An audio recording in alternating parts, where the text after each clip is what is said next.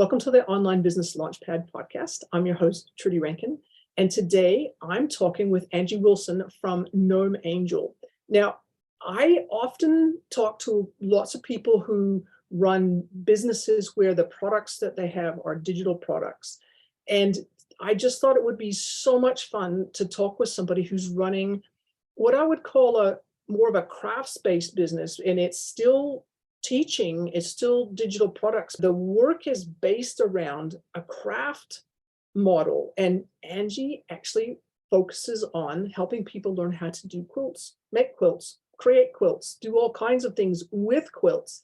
And I have a bit of an interest, not myself personally, because I'm just not that much of a sewer, but my stepmother loves to quilt, to make quilts, and to do things in that space. And my daughter is really creative when it comes to just doing anything with her hands.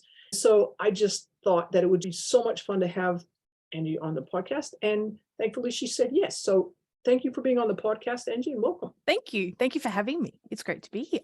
So just to dive straight into what we're going to talk about today, I was looking at your website and it's just fantastic. Thank you. It's vibrant, it's alive, it's actually clear and quite informative. And I'll put the links to your website in the show notes for later on. But as I was looking through that, I was thinking, wow, you've been doing this for a while to be able to get to this place where your website is as sophisticated and well laid out as it is. And I would just like it if you would just share with people, what did you do before you became Gnome Angel? And how did this whole business start? That is a long and winding question. So I started blogging on LiveJournal in 2002. And if anyone's familiar with the movie about Facebook, that's the same year that Mark Zuckerberg started on LiveJournal. He obviously went on to do big things, me, not so much. I had moved from my hometown of Townsville, North Queensland, and moved to Canberra because I worked with the federal government at the time. And it was that thing, if you wanted to progress, you had to move to the capital. And so I moved down there. I've written a journal since I was like 15. And a friend of mine said, oh, you should try this online journaling thing called blogging. And I was like, all right. And so I started writing as a way of capturing my move and what I was thinking about and all of this sort of stuff. And I met such an amazing group of people through that experience.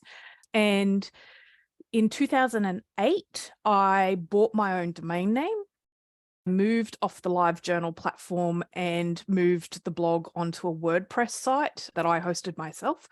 It's still on WordPress. And I continued to write about my life, and that's what I did. And it resonated with people, and I got a bit of an audience and opportunities to do things through that website. And in 2000 how old is he now? 11, or I think in 2010, we were going through IVF, and I was, like most people on the internet, looking for IVF advice and everything like that. I was writing about IVF, and that really hit a note with people. And at the time I was doing that, my doctor said to me, you're really stressed. You need a hobby. And my grandmother had just moved into assisted living. I had failed home economics in high school. I didn't own a sewing machine. I showed no interest in sewing. And she said, I'm going into this assisted living. How would you like my sewing machine? And I was like, sure. And she sent it down, and it sat there for a bit. And then when the doctor said, you need a hobby, I thought, oh, I might use that sewing machine. And I had always loved quilts in movies, TV shows. Growing up in the tropics, obviously no requirement for a quilt. But I loved the idea of having something that I could hand down that would be generational, that my children, if we were ever lucky enough to have any, would be able to pass them on and gift them to people and all that sort of stuff. So I took a beginner's quilt course, and on the third lesson, the teacher said to me, you know what, maybe you should stick with scrapbooking. I don't think this is for you. And I was like, oh. But good thing for her, I went to a different teacher, stopped going to that class, went to a different teacher, stuck with it. And the blog morphed into this storytelling of my quilting adventure. And then we were fortunate enough to conceive our son. And so when he came along, I became very protective, and I didn't want to share any more about anything that could identify him. So I shut that family personal side of the blog and really focused on the patchwork quilting. Really resonated with people. I was with the federal government and I had a bit of time up my sleeve. I took a very extended maternity leave period. And so I was able to grow the business and that online presence while I was on maternity leave. And I didn't do it with the thing of, oh, I'll never go back to the government again. This is going to be my job. But at the end of that 3 years, I went, oh, you know what? I don't have to go back. I could do this. And that meant that I was at home with him. He didn't have to go into childcare. We could be there for that family because he's the only one we've got, the only one we'll ever have. It was really about focusing on that family experience.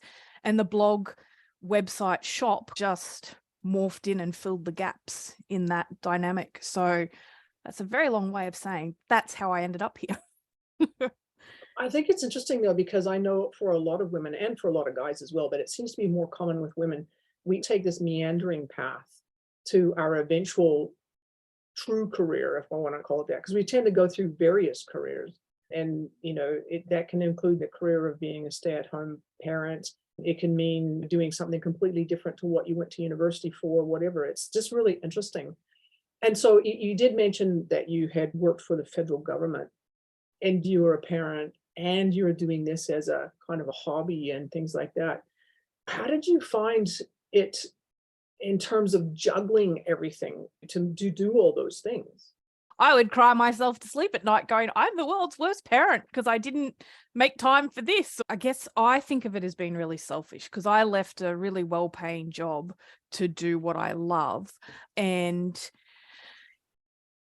while I would say I did it to stay home, be there and all of that, I still worked a lot. I always admire men, and I'm sure there's women out there that do it as well, that seem to just be able to shut down and switch off from family and go, I'm going to go out there and absolutely dominate and work 24/7 and build this big empire. And then I'll focus on my family. And I think I really struggled with, that's my family. I should be in there wanting to do that. But I also had this baby that I was building out here and really wanted to do. And I would love to say that I found the perfect solution and I know the key to balancing it all, but I don't. I still have that same thing. Kid's 11 now. He just turned 11 and I still feel guilty. He'll go, Mum, are you coming in? And I'm like, I just need to send this email. 20 minutes later. Oh, yeah. So I didn't. The short answer is I didn't. And I quit one job to focus on another job and part of the other job. And I'm sure we'll be in therapy when he's in his 20s. You were never there for me. But I know that I'm there for him way more than I would have been if I was in a structured 9-to-5 exec job with the government, because I was pulling big hours in there. It's such a dilemma, isn't it? There's that whole thing around mother's guilt. And I know what you're talking about in terms of that feeling of being stretched sort of 3 different ways, or because it's not just your kid, it's your partner as well, and your family, the rest of your family, and all those sorts of things. There is no perfect answer for anybody. It's a juggling act every single hour of every single day about how you're going to choose to spend your time. Yeah. And all you can hope for at the end of the day is that you've got those choices right most of the time, so you haven't totally and utterly screwed up either yourself, them, or whatever, because I've been there, because I've been down that path. And I know that our listeners will be going, yep, we get it. So talk a little bit about what you're doing.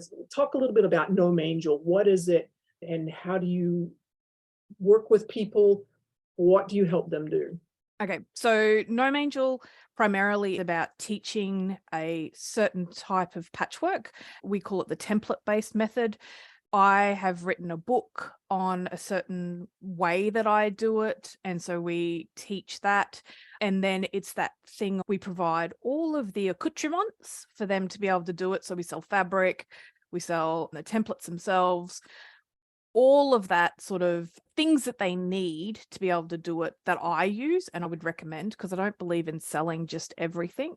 And then through that, I also do on-site teaching. We've just come back from a cruise through the Panama Canal, and we're going to do one at Christmas time from Singapore to Bali as well.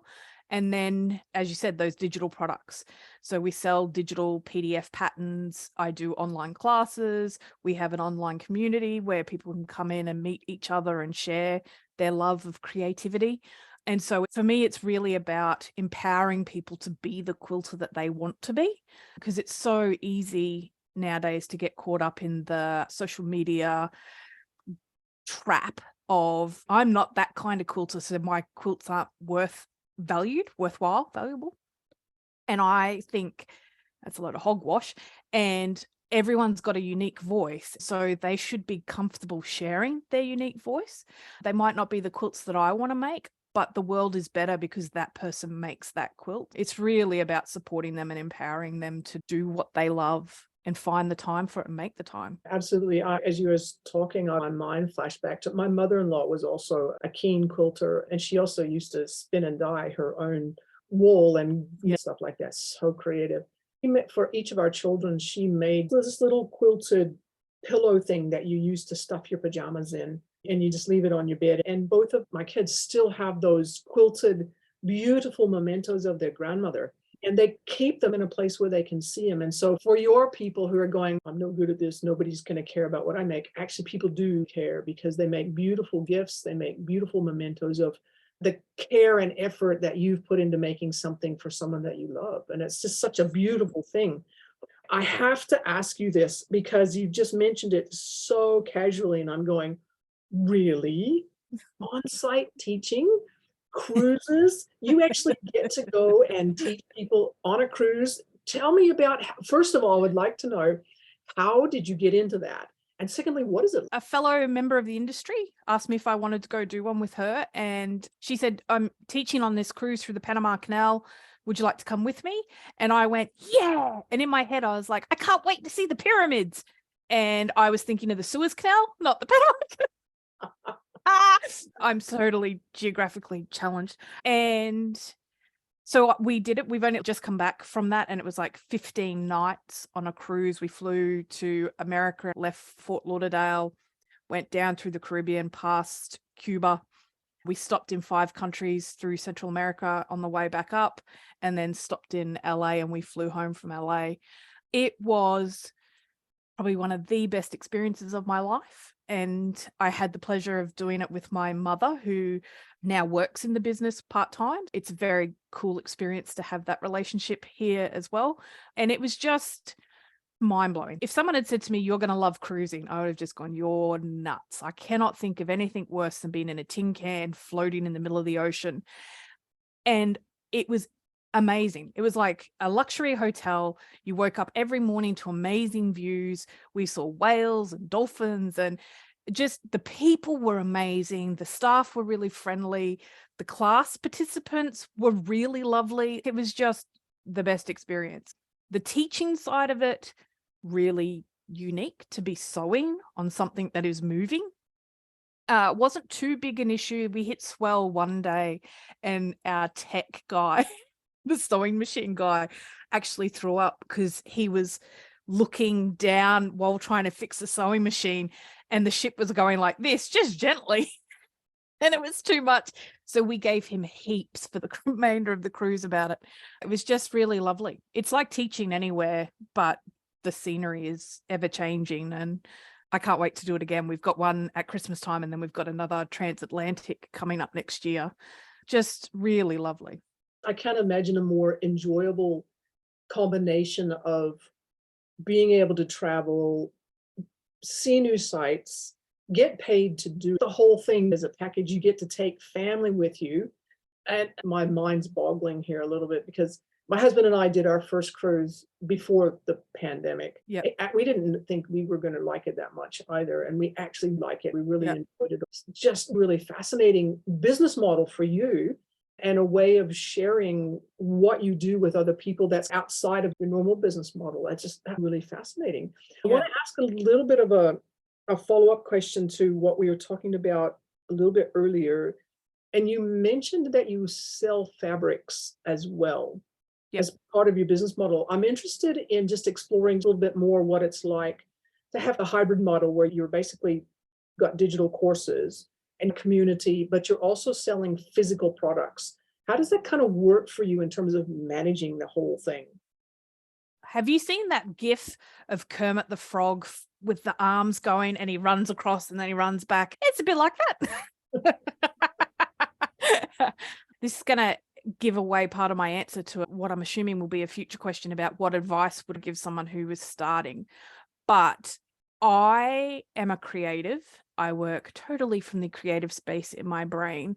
And when I went into business, the financials really held no joy for me. And we had really good paying jobs. My husband still has a really well paying job. So there was no financial incentive to make the business financial. And I grew up in a house where my parents ran their own business for 40 years. And my mum is the money person. And my dad is a bit like me, but has morphed into more of a money person over the years. And they would always go to me, "What's your business plan?" And they're like, "What's your financial projections for the next? Have you done your BAS?" And I went into this without fully understanding the implications of how much money is currently sitting behind me. So we've talked about it a lot now since Mum's come into the business. By the grace of God, it's financial, but it could have been making a lot more money in this time. And my dad is often fond of saying, if you're not making money, it's just a hobby and you could be doing other things. The downside of the fabric is it's cost heavy. So you've got to pay to get it. And we run a business where we don't like to use credit. So you have to have that money there to buy the stock. It needs to be stored. So you have to have a space to store it. It is reliant on Australia Post, and I'll leave that one with you. And it is very seasonal. So fabric, much like fashion, has a shelf life. So you have to be turning it over. And I didn't realize when I came into it that a successful business would turn over their stock 4 times a year. And so I was like, oh, that's a lot of fabric to sell. And when you're a one-person band, that is a lot of work to do to keep that momentum. The plus side of it is I get to play with the fabric whenever I want and I can use it in all the stuff I want. I get to buy whatever I love. So it's all stuff I would use. I really get a kick out of seeing people come in and purchase the fabric, look at it and see what they love and how they use it. None of that, obviously, a financial return. The margin in it isn't too bad, but again, the margin in digital products is way better. So that's the stock side of things. The digital products they're very labor intensive. We actually have a graphic designer that we contracted to do the production of all of that because I can only do so much. And she is amazing. So we have a very consistent image across everything that we do thanks to her. They are labor intensive and cost heavy up front, but they pay themselves off a lot quicker. There is minimal overhead in digital. Unlike this stuff, I can do digital from anywhere in the world. The downside with digital is I have to do IT support. And I don't know whether you've ever tried to teach your grandma how to use a computer, but it ain't fun. So I do that via email. It's not great. There is pluses and minuses for everything. But since I've got the financial wizard on the team now, she's very much more digital, less of this stuff. So I think if I was starting again, I can't say that I might necessarily stock the fabric, but it's a hard one. It's interesting because I was wondering whether there was any issues with actually procuring the materials, especially when COVID was a thing and just being able to ship stuff from A to B was a problem. COVID, where to start with COVID? I wouldn't, and I know this sounds funny, I wouldn't change COVID happening for the world. Like COVID really, apart from all the deaths and people getting sick and all of that sort of stuff, obviously you don't wish any of that on anyone, but the COVID sped up the process of people getting used to doing things online. So there was this major jump forward across the population in how to shop online, to accept that you could do things online. So obviously from an online business point of view, that was amazing. COVID helped us. My husband now works from home and the government's more open to that, which meant that we could move back to North Queensland. We were able to buy a property where my parents live on one half and we live on the other. So we've got that family support, which I'd never had before in the business. So that's really weird. But COVID meant that there was a massive delay in getting materials that used to come within 3 months. We're now taking 6, 8, 12. So the first year of COVID, we couldn't get anything. You would order stuff, couldn't get it. It would come in drips and drabs. So you were like marketing half a collection, or you couldn't get everything. And then there was this bit where like all the mills got their processes in line and caught up. And we got this massive glut of fabric all at once, which from a business that didn't do credit was huge. And then we had all of this stock that we wouldn't normally hold, we're now trying to get rid of, along with everybody else that's now trying to get rid of. And so that was really difficult. And I remember at one stage, because we moved house, we moved interstate, we did all of these big stuff, and then that happened. And I remember crying and just going to my husband, we're going to have to fold the business. I don't know how we're going to survive this. And then I slapped myself around a bit and I spoke to the financial team and we went, all right, this is how we dig ourselves out of this situation. And it's been a long slog to get back. I probably made worse because I didn't understand financial forecasting or cash flow or anything to do with money. So COVID was interesting. And then Aussie Post, people love getting things in the mail. People hate when post is delayed. So you've got to ride the up and down of customer service. We've given it to the postal provider. There's not much more I can do. That's a hard one because the delivery mechanism, the delivery side of the whole equation is completely out of your control. So that's kind of interesting. I want to ask one more question before we do get into a slightly different topic. And that is, you obviously create these designs, share them with people, get people to buy them and things like that. Have you experimented with AI in any way? I don't know whether it's Chat GPT or any other kind of tool, Midjourney or whatever, to help with creating designs? Or do you see the AI side of things a little bit of a potential threat, that part of your business? I try very hard not to see anything as a threat. I remember when social media first started and people are like, oh, Instagram's going to kill. Whatever. I haven't used AI, and that's probably reflective of the fact I'm too busy trying to keep everything else going. I have friends who've used it for like caption writing, pattern writing, stuff like that. I think there's a place for it. I think like anything, it comes down to the intent of the person who's using it. I do feel for those in the creative arts industry where AI can steal their signature style and replicate it. And I think that would be heartbreaking to see. It's bad enough now watching Target rip off someone's design off Etsy or something like that. So I feel for them, but it's nothing new. People have been stealing since the dawn of time. Again, how are they going to intentionally use the technology? I am just looking at something to help with customer service that's based on AI. And I think that would be a massive time saver if I can get it set up. Again, being the only person, that's a bit difficult. But like anything, you just got to roll with it. If you get your nose out of joint about every new thing that comes along, you're going to burn so much energy that you could be doing the books. So your BAS is on time.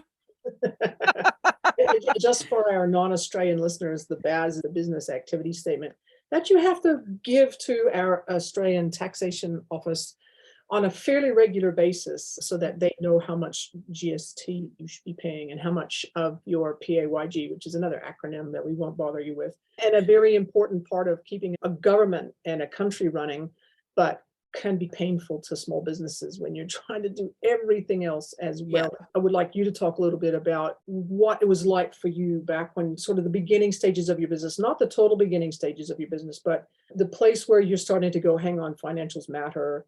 Yeah, we do have customers and stuff like that, and I'm trying to do everything.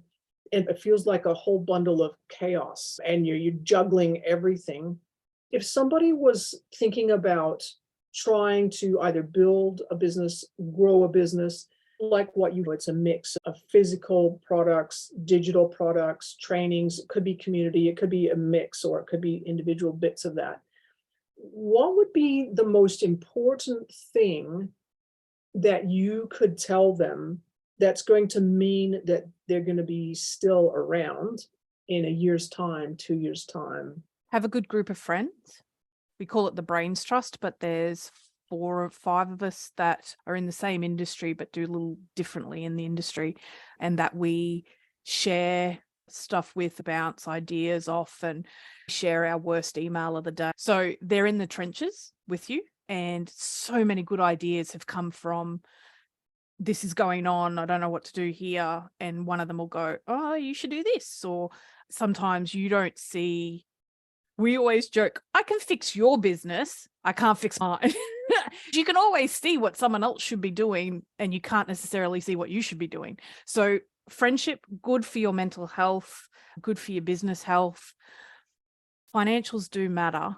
I think batching is a big, you really have to start time blocking and batching. And you don't have to be militant about it, but I try and batch as much as possible. I do all the photography in our business as well. So I get everything to a certain point, and then I'm like, all right, I have to photograph that. So that requires setting everything up for photography. So you do that. You work smarter, not harder. And I guess the other thing is be open to out of the box ways of solving problems, and accept that while you are the only person in your business, you are not the font of all knowledge. Don't be afraid to ask for help. Don't be afraid to go looking for help. Don't be afraid to ask someone. Email Pat Flynn or Gary V or whoever and ask them. You might not hear from them, but you might hear from them. And so many opportunities in our business have come from just asking politely and with respect and courteously. So I guess it's about your attitude. I think that's so important. And yes, it's one of the things that I think is really helpful. I love the fact that you talked about this Brains Trust, because what we didn't mention at the beginning is that both you and I are part of SPI Pro, or Smart Passive Income Pro, which is Pat Flynn's community that he uses for people who've been doing business for a while to just basically help us grow and things like that. And yes, you can reach out to people like that. People like him share so much about what they learned. They've shared their journeys, and you can learn just by watching and observing. And it's just really beneficial. I know for myself that when I was starting out, if I hadn't had a group of people around me who were trying to do the same sort of thing that I was doing, I wouldn't have stuck with it. I couldn't have stuck with it. I would have gone mad, and I would have said, this is too hard. And I had to smile, because you're so right, because it's so easy for you to look at somebody else's business and go, oh, you should do this and this. And then they look at yours and they go, oh, you should do this and this. And you're going, oh, but I don't know how to do that. It's fun being able to share, help, and collaborate. I think it's really good. I think it's great advice. If people were interested in learning more about your business and they're interested in quilting, or even if they just want to connect with you, where would they go? The website, so angel.com, my Instagram account, the shop.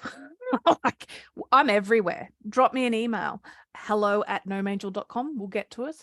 I will respond. It might not be instantaneous. That's the only other thing. The website's really the main way of getting in contact. And then we're everywhere on social media. I'm just going to spell that out. It's actually GNOMEANGEL.com for people who might not pick up the sounds. So it's Gnome Angel. Because that's a really easy name for a business to have. We won't even talk about business names. We always pick the thing that we think is going to work, and then we regret it 6 days later when you have to type it out, and it takes 6 minutes to type out your URL. And mine morphed from, that was the name of my live journal account, because someone gave me the nickname when we used to play on IRCs at university.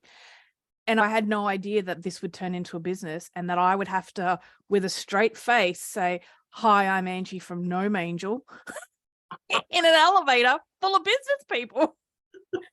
And it has nothing to do with anything that we actually do. Sometimes you just roll into the name and then have to make it work. That's just classic, but it is so true. Angie, it's been fantastic having you on the podcast. Thank you for sharing.